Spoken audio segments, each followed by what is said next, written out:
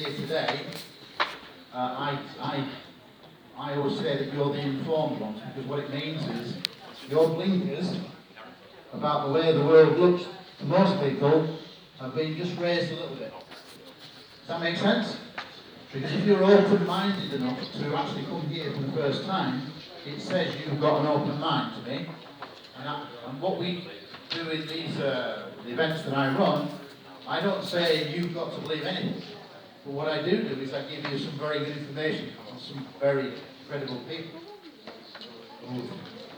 many of which have had personal experiences, and often military, etc., etc.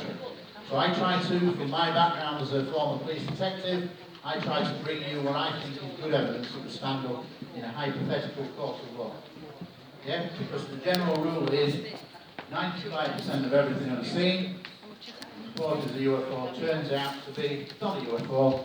It turns out to be identifiable, atmospheric, just pure mistake.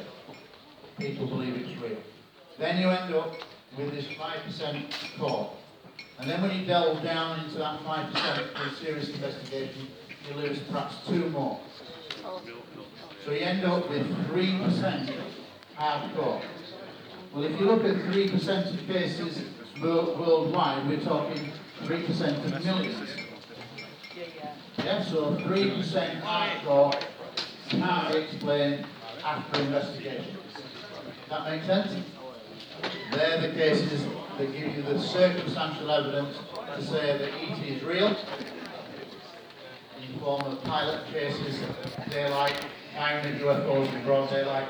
These things have really happened. If you're not aware of them, you'll become aware of them.